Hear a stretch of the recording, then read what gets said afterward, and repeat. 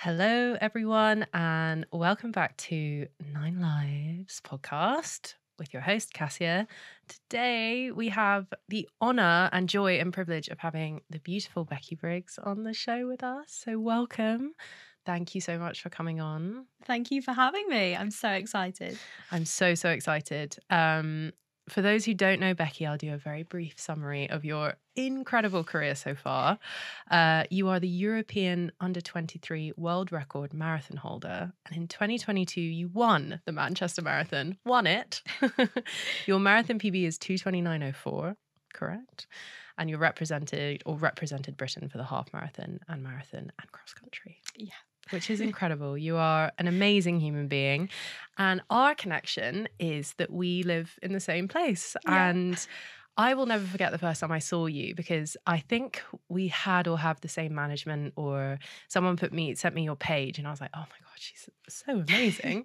And then maybe like 3 days later, I was running through our local park, and I just remember running along and seeing this blonde turbo queen just like whiz past me, and I was like, Becky!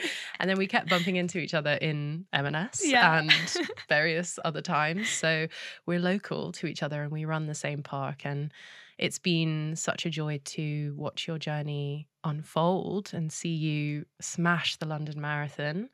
And basically, you're just an incredible person, and it's an honor to have you on. And I just think you are sunshine. So thank you for coming on. Thank you. It's an honor to be here. It really is. So the premise and purpose of this show and podcast, obviously the name is Nine Lives Podcast. So the reason I called it that is because I believe that I've lived maybe 8 of my 9 lives, I would say. If I was to ask you that question, how many lives do you think you have lived so far? I'd say 5. 5? Interesting. Why? Yeah. Why 5? Okay, so if we kind of go through the 5, I would say we'd probably start off with like me being like, childhood, which was very much this, like young, bubbly girl, like, very kind of like girly girl into like, dance, drama, like, not particularly sporty, but I was just like a bundle of like, blonde curly hair and like pink fluffy things. That'd probably be my first life. And then when I got into sport and got into running, that would probably be my second life. And I feel like that's where I kind of lost that bit of personality and lost that spark. And I very much just became, a runner, struggled so much with, various things. And I really kind of like, lost myself a lot. That would probably be my second life.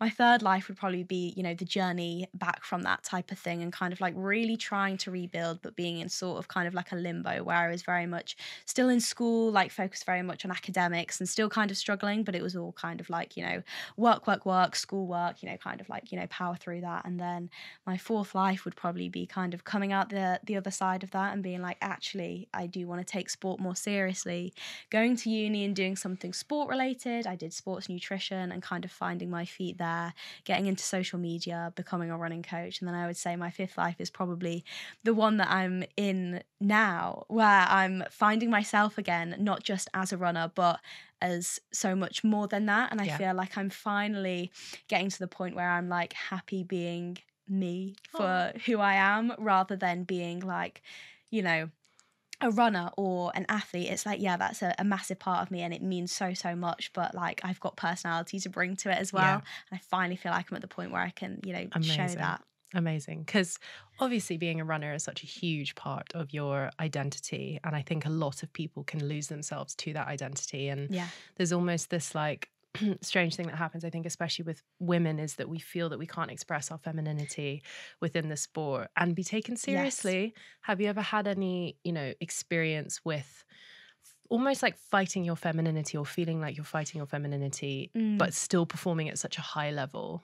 Yeah, for sure. I think even like when you take, London Marathon, like last week, the fact that, I was like, I want to stand on that start line and feel confident. So I am going to do a full face of makeup beforehand. Yep. I am going to put ribbons in my hair. I am going to get my nails done. And I think especially being kind of like on that elite start line, like it is out of what is the kind of traditional norm of the elite Mm-hmm. female marathon runner.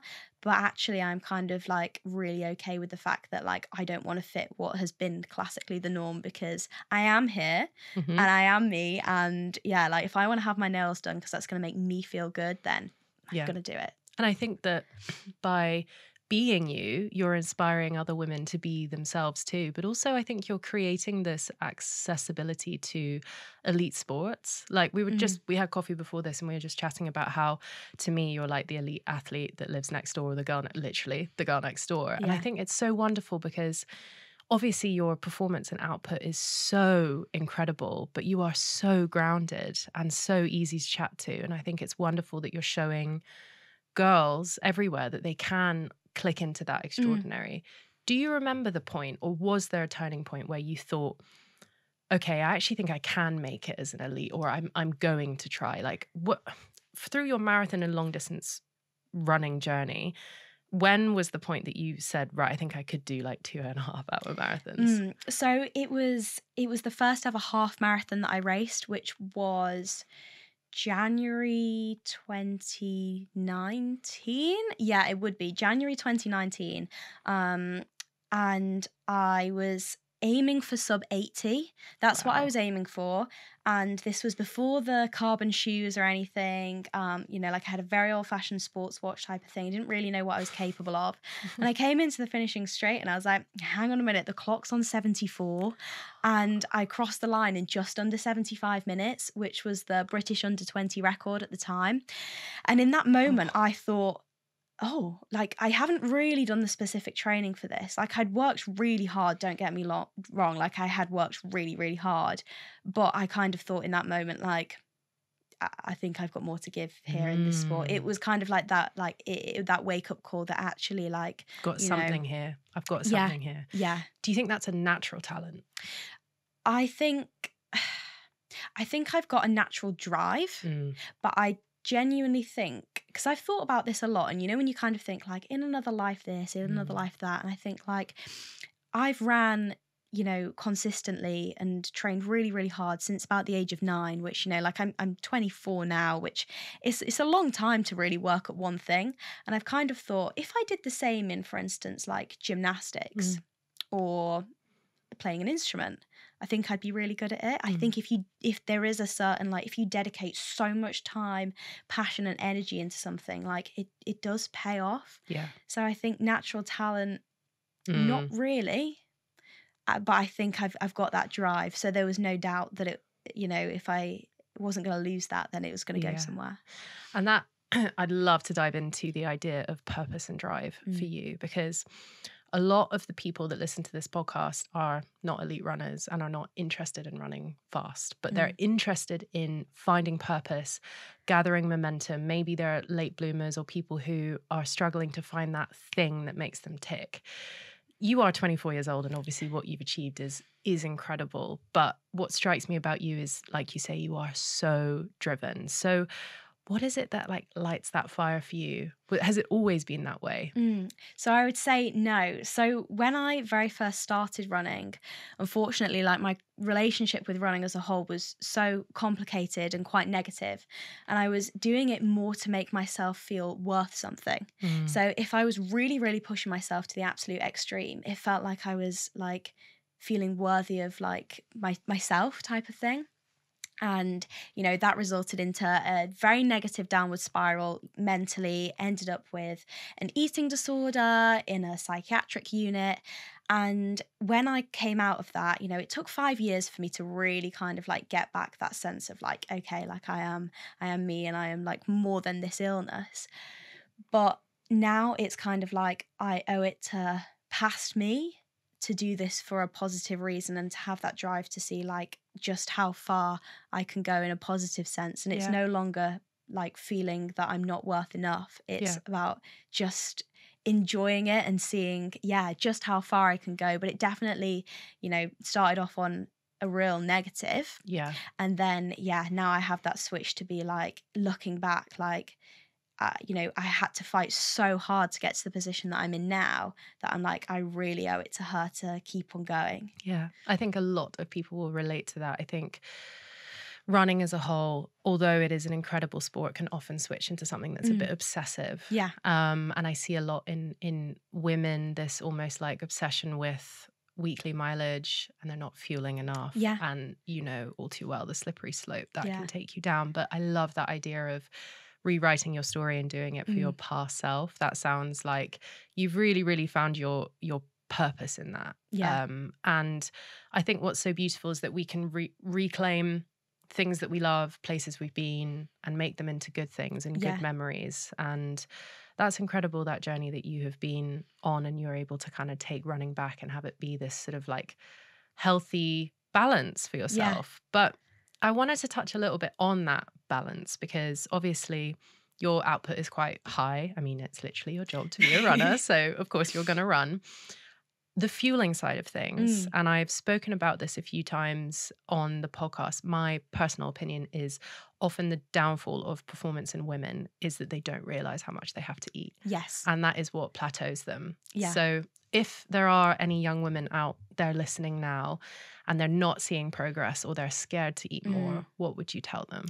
That it is the absolute most crucial thing in terms of performance. Your body cannot run on empty, and it can't recover as well. And it's that thing of like, you can put in all the training you want, but if you're not fueling yourself before your workouts and then fueling yourself afterwards, then how do you expect like these broken down muscles to actually be able to, you know, repair, recover and adapt? Like, you'll just stay stagnant. So it's almost like you need to give yourself a talking to and be like, what do I actually want? Do I want to feel good and make this progress? And if that is what you want to do, then, you know, fueling yourself well is the absolute most important thing you can do.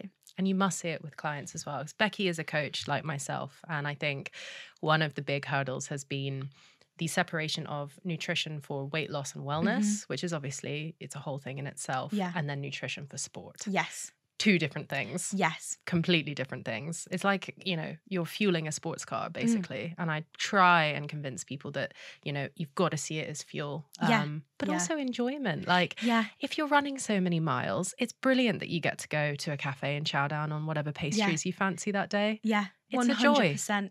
Yeah. And I think having that balance as well is so important, is that, you know, I think people can then get a little bit too obsessed in terms of like, what you don't want to do is see the fueling as being like, right, I need to like be really, really strict with, you know, it's more just kind of like making sure that you're in a really good energy like balance, have the energy availability. You're going to do yourself so much more harm by not having enough energy than by having a little bit, you know, on the other side. So, and I think a lot of people do ask how, or to me and probably to you, how do you maintain these miles while also working, while also having a personal life, while also doing this? It's food. 100%. You know, like, you know, I'm 5 foot, like I'm, you know, super short, and like I know that like the amount I eat is, you know, it's a lot, and I'm like, yeah, I am gonna like eat that, or I am gonna finish that, and like there is absolutely no shame in that. Absolutely not. All. I remember when my Paris training block, I ended up eating way more than my fiance in a day when you get to peak week, because say you're running 36 kilometers and in that 36 there's some faster miles. That is so much energy. So much energy. So I think it's just releasing that kind of feeling around food, that it constantly needs to be controlled, because a lot of running, in my experience, when I've got faster or better, has actually been about releasing control. And allowing myself to, as you said, just go dance. And I wanted to ask you about that expression, actually, because you texted me that before Paris. Which made me so emotional. And you write things on your hands and your arms. Where does that idea, that analogy come of like dancing, or it's a disco, like the race and the running?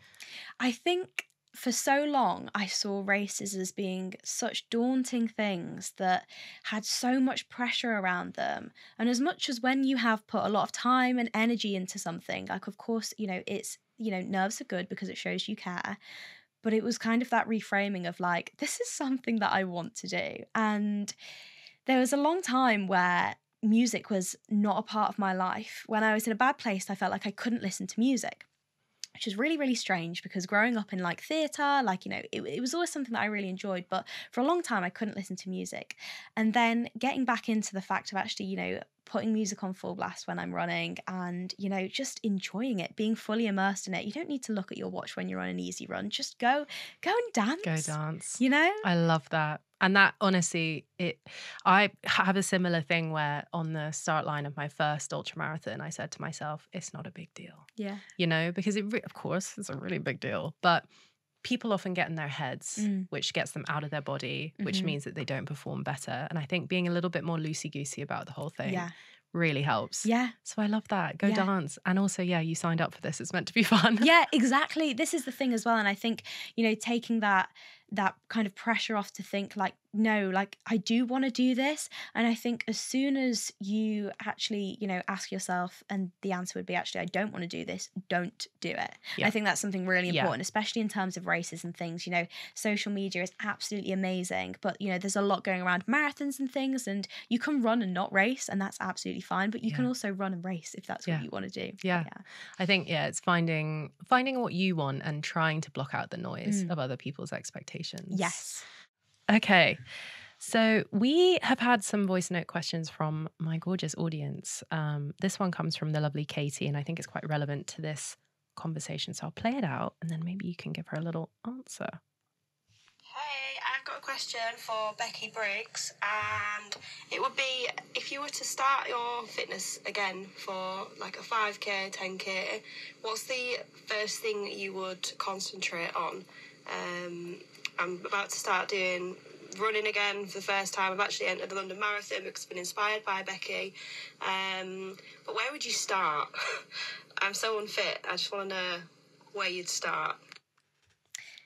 Okay, so what I would say is that, you know, kind of, you know, going on from this go dance type of thing, is that, you know, don't put any pressure on it. You just need to get your shoes on and go out the door and start moving. So, you know, cue 3 songs, 5 songs, and run for that duration type of thing. If it means that actually you want to kind of like walk between songs, that is absolutely fine. But I think that, you know, like get up your couple of your favorite songs and just get moving. And I think then you can kind of like keep adding to that playlist and keep building it up and up. And, you know, I have like playlists from, you know, 30 minutes all the way up to like 2 hours for like a long run. And I think that especially when you know what songs are coming, like it's a really nice way of doing it. That would be my you know, biggest tip. I think a lot of people overcomplicate the idea of starting. And I see this a lot with running, weightlifting, weight loss, mental health, everything. They're like, it's this massive mountain I have to climb. And I've entered the London, I can hear in her voice, she's like, I've entered the London Marathon, which is like, cool, that's amazing. That's in a year's time. Don't think about the marathon, think about opening the front door. Yes. And running, as much as, you know, it's fantastic as coaches and people who've been in this industry for a little while now, we know about splits and watches and gels and carbon plated shoes. But really, when it comes down to it, and I wanted to ask you a little bit about this too, the beginning of my running journey was this almost naive discovery of movement for myself. And I remember very clearly the exact run that I knew I wanted to be a runner, and I knew that something clicked in me where I thought, gosh, this is probably to do with my purpose and why I'm here. And it was along the Thames Path at sunset near Barnes Bridge. And it's such a normal, everyday 5K. But I just remember thinking, I really hope I get to do this for the rest of my life. Yes. I really hope. Do you remember the moment for yourself where it was like, this is what I want, this is my purpose? Oh, that's a difficult one because I feel like I started running at such a young age. And I suppose because your journey might have chapters. Yeah, it really does. I would say the first ever cross-country race I did, I was crazy nervous beforehand, got given the number 13 to wear, cried because I thought it was unlucky, and then I went and won the race. Wow. And I would say, you know, it was just a local cross-country, but I would say probably in that moment, I was kind of like, no, I can do it. And you know, the freedom of doing something like cross country, especially at a young age, is that there is no times, no paces. You're running on the grass. It's the most, you know, grounding thing you can possibly do. And you're just trying to perform, better than like the people that you're racing against type of thing. And I'd say that just kind of like natural instinct type of thing was probably yeah. Cross country is such a I know nothing about cross country because it's just not really, I don't think we really see it online, or people don't really do cross country as much. But that's literally, is it trail or is it just grass? Yeah, or is it... mainly grass. Like sometimes there might be bits of trail, but more often than not it's grass, and then like muddy fields essentially. Wow, how much fun is that? It reminds me of horse riding, like cross country horse riding. So you started doing that when you were 9. Yeah. What do you know? Was it a parent? Was it you? Who was it that kind of said like, hey, do you want to run across a field for fun? So my parents have always ran, like when I was younger, but when I was like really little, I was like, why on earth are my parents running races? And I would see them getting nervous, and I just couldn't like put together like why they were putting themselves into this situation. And then I've got a sister who's 2 years older than me, and she went to athletics, and I was doing dance at the time, and eventually I just got bored of just watching and was like, right, I'll join in as well. And then very, very quickly was like, I love this. But I almost think that even at that very, very young age, I was kind of nervous about starting because I knew I was going to get attached to it really quickly. Interesting. Because I knew that when I started, that would almost, like, that was it. That was it. Because you were surrounded by runners, or because you know yourself well enough to know that when you dig your heels in, it's like, this is it. I think even at a really young age, like, I think just that kind of like driven personality type. Yeah. But like, that obsessive nature, which, is fantastic when it comes to certain things. But yeah, I think I knew that was going to be it.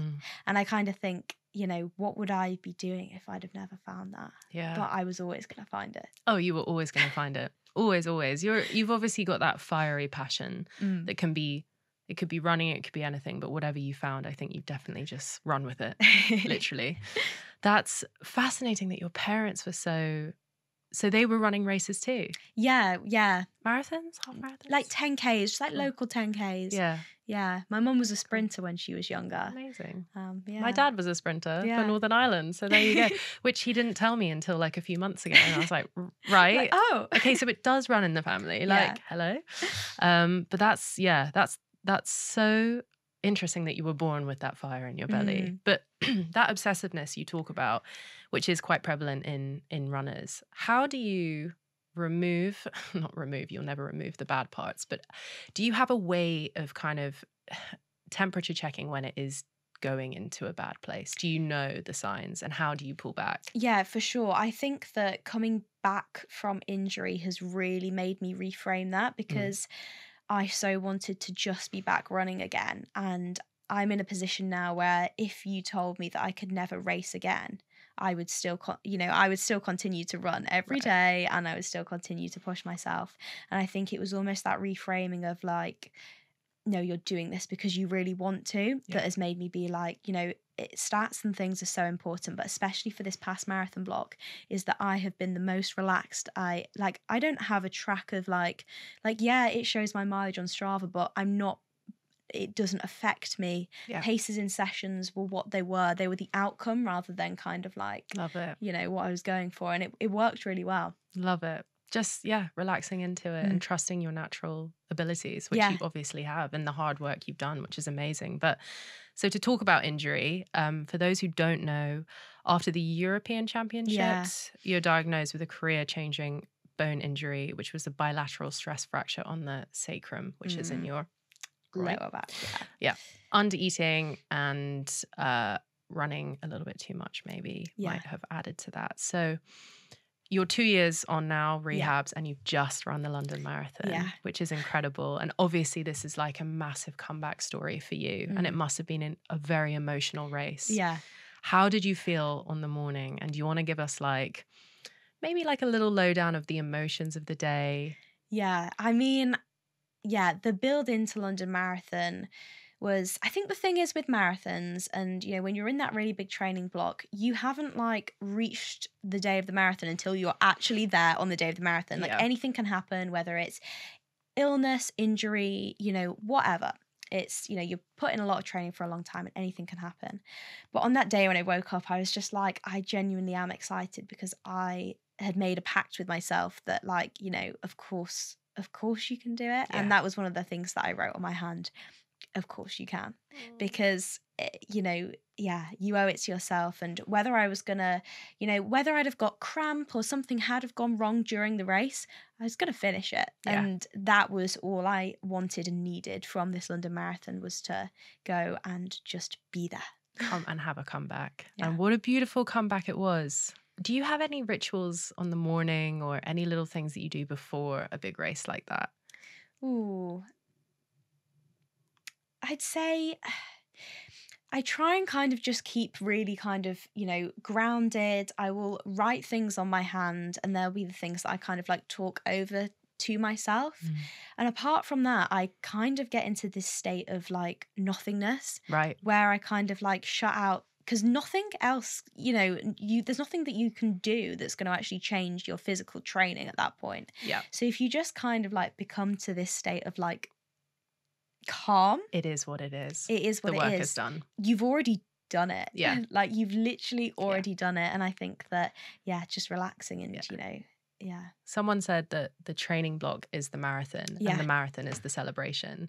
And I think that's such a beautiful way of looking at it, because when you do get to that start line, and I think especially for first time racers or marathoners, it can feel like, oh my God, this is all so different and new. But it's a run, like any other run. Yeah. It's just the celebration of what you've done. Yeah. Which is just fantastic. But how did it feel? And did you hit any walls? I know that you said earlier that you were looking for your mates who were throwing confetti at you, but you didn't see them because you were just so in it. Yeah, I mean, it was hard. It was hard because it's been a long journey back to fitness. And, you know, you don't just kind of build that fitness back when I've never taken 3 months off from running like I did when I was injured in the last 15 years. Wow. Do you know what I mean? It's, you know, it was a big kind of like build back. And I knew it was going to be tough because I knew that I wasn't at my fittest point. So kind of going into something thinking like I am standing on this start line knowing that I'm not at my like peak physical fitness, but I'm going to give it my best go is quite a hard thing to do. But equally, I was like, no, because, you know, this is me and this is where I am right now. And you didn't want it to be a PB, did you? No. You just wanted to go and do it. If it like this one needed not to be a PB, right? And I think that it's really important, you know, whether you are doing races or, you know, kind of like just challenging yourself, that like not every run should be a PB. Like you can't always just get better and better. You learn from the ones that aren't PBs so much more than when it all goes to plan. Literally, I was just saying earlier, my Paris Marathon and how I failed the sub 4 taught me everything I needed to know. And I think if I had sub 4, maybe it wouldn't have been what I needed 100%. In that time, which is just so fascinating, because I think we are a lot of the online space and things that we see is people just getting better, running further, faster. And to be someone who runs, and I hope until we'll both be running when we're 70, that longevity of training is just always about knowing when to push and when to pull back. But the period of time that you weren't running and you were injured, I've had so many DMs about people asking, how do you keep your head screwed on? What do you do when you're injured? What do you do when you can't run? And running is my purpose and that's what makes me feel alive, but I can't do it. How did you stay steady in that time? It was hard, but equally I think it was exactly what I needed. I needed to not be able to do it, to really kind of find that love for it again, because before I got injured I was tired. Like I'd been training so hard for so long and I was losing the love for it because it all just felt like a lot of pressure, and I needed that breakaway to be like, actually, like I'm doing this for me. I'm not doing it for anybody else. I'm not doing it for, you know, I want the good performances and results, but they're mine. They're not other people's. They're not, you know, a coach's prize, or you know, they're not kind of you know, an athletics foundation being like, this is what, you know, they're mine. And I think during that time of, you know, not running, you've got to be so resilient and think of the long term, because if you don't do the thing, you know, if you don't kind of like take the time off, you're never going to get back.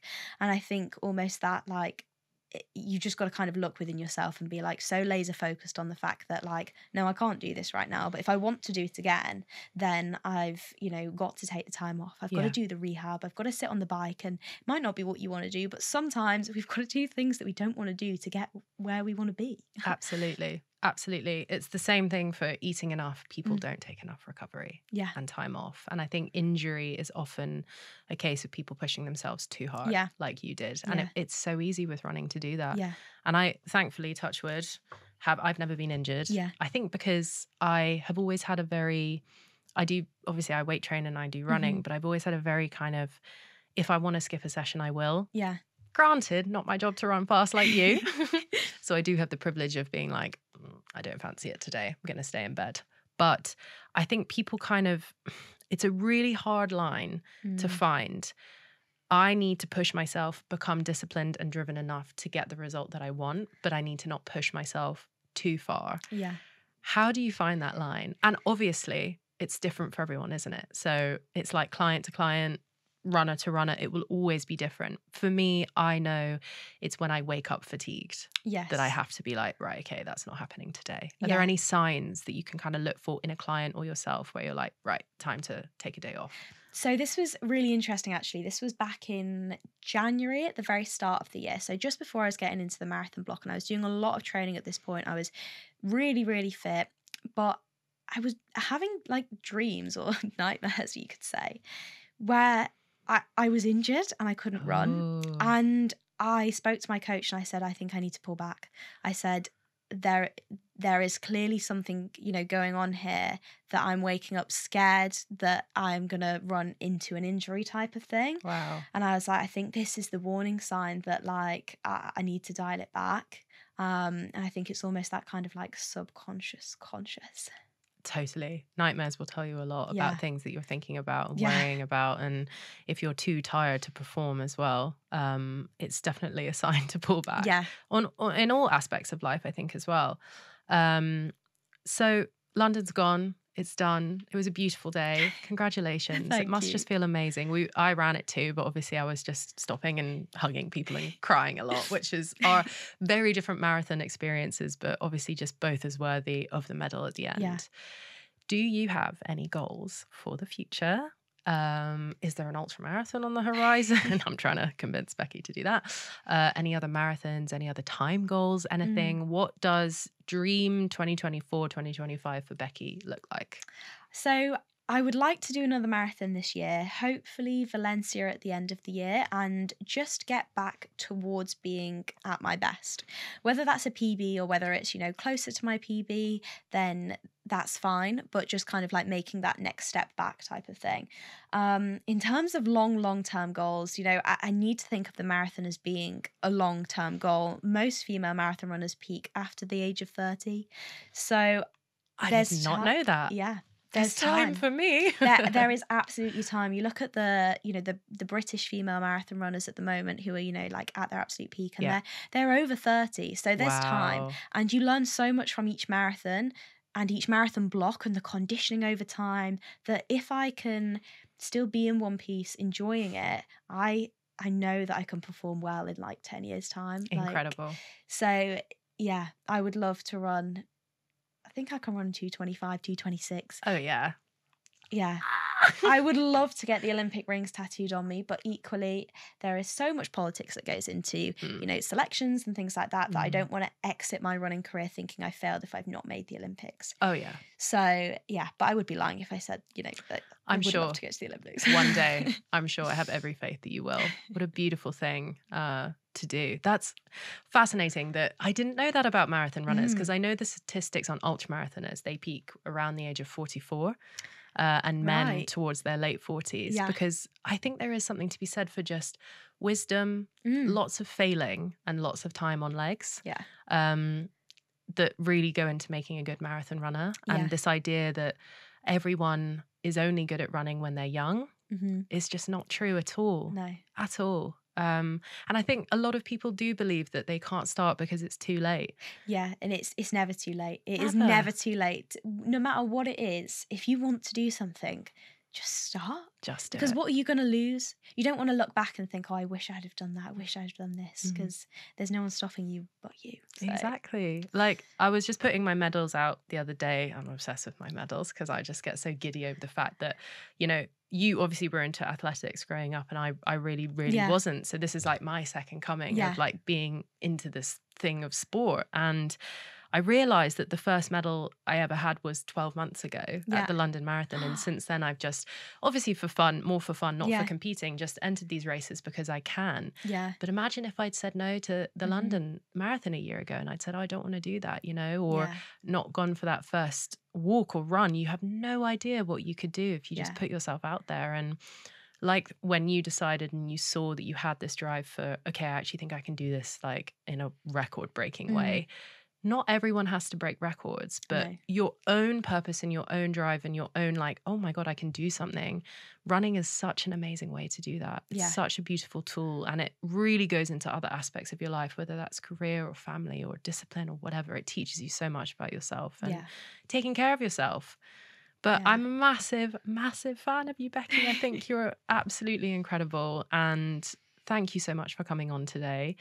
We end each episode with a poem, but I wanted to ask you before we do the poem, if you had any advice for young people, other young people who are struggling to find meaning or purpose or drive, if there's one thing you could tell them to go and do or think about, or, you know, if there's any way that you can encourage them to get out of themselves and get out into the world, what would that be?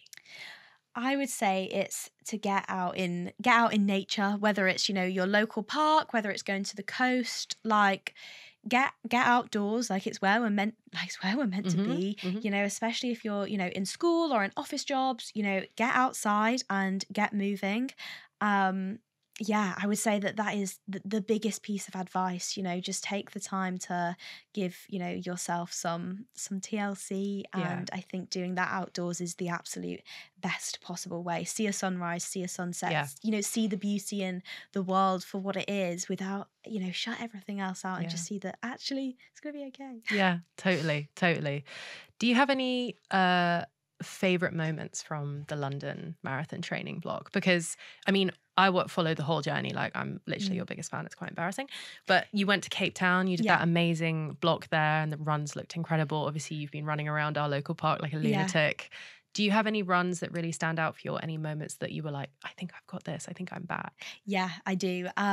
It was shortly after I'd got back from Cape Town. Yeah, it was like 2 weeks afterwards. I raced Bath Half, and then the next week I did a 38k run around the park, loops and loops and loops, just on my own, just running. You know, it's a fairly like good pace, and it's really, really hard. You know, London Marathon, or, you know, any marathon is so special because you've got the atmosphere, the crowds, the build up of the day. But when it's a Sunday morning and you just put your shoes on and step out the door like any other day, and you're like, right, I'm nearly running a marathon right now.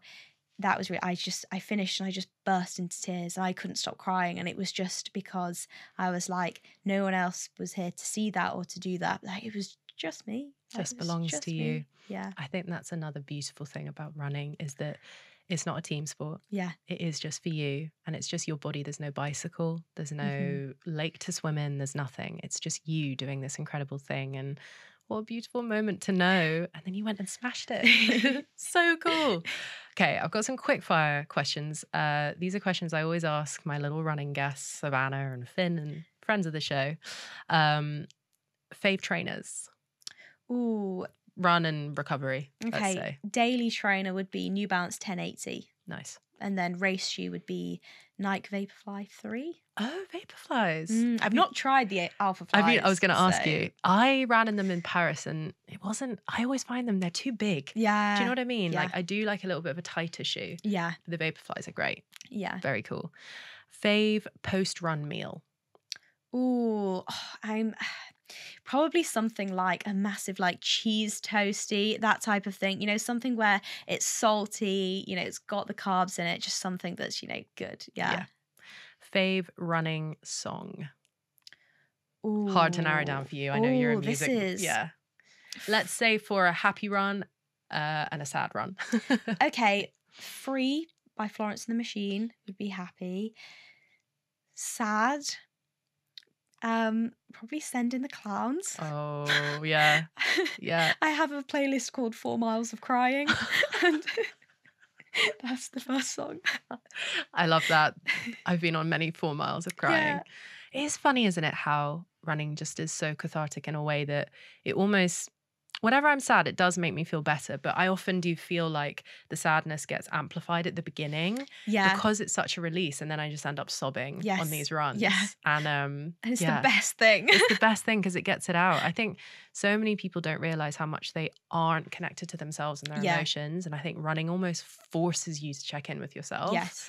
Because it will get in the way of your run and you're like, what's going on for me today? Like, why am I feeling so sad? I've had so many runs where I end up just sitting under a tree and like having a cry and then getting back up and finishing. And you'll feel so much better for it. Yeah, literally. Okay. And then to end, number 1 tip for getting out the door when you just don't feel like it. Ooh. It would be to put on like a really good song. Yeah. Something hype. Yeah. Like it, and I know it sounds so, so simple, but, you're just, if you're going to do it, then just do it because, you don't have to. And I think as well, like telling myself, like, you don't have to do this because then it's like you have that switch of like, oh, but I want to. So then like do it then. So yeah, absolutely. Ask yourself whether you want to do it or not. Yeah. Yeah. Fabulous. Well, I've asked you to bring a little poem or a passage. Did you have that with you? I do. Amazing. Okay, so this passage is almost like a collection of little quotes from a book that my old coach gave me. And this was the coach that I had when I ran my first half marathon. And he was so much more than a running coach and really changed my thought process around and just gave me that belief that actually maybe I could do this, not just the running, but just life. Amazing. And the book is called Jonathan Livingston Seagull. Cool. And it's a book about seagulls, but it's not really about seagulls type of thing. So yeah. Take it away. Okay. But the speed was power, and the speed was joy, and the speed was pure beauty.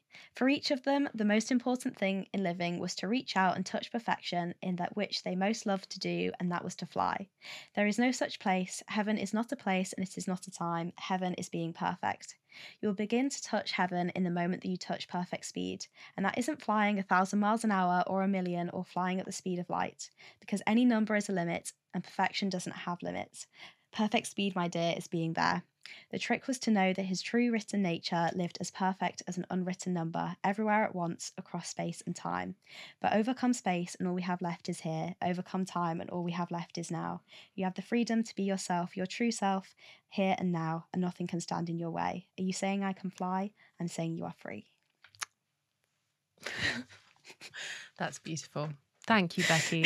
What a gorgeous little conversation. Honestly, thank you so much for coming on. I think people will take so much from this episode, especially young women and men who just maybe don't quite know how to click into their purpose or what running is, or, I think it's really easy to look from the outside in to people who have had journeys like mine, but also people like you who are elite and it's accessible. Yeah.